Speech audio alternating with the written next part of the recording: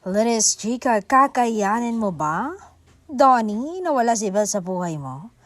Yan ang tanong na nagwasak sa ngiti ng aktor sa araw na iyon.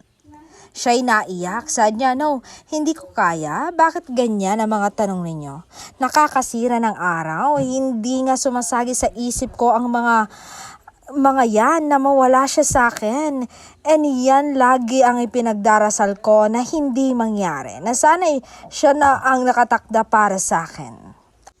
Ayoko na ng iba."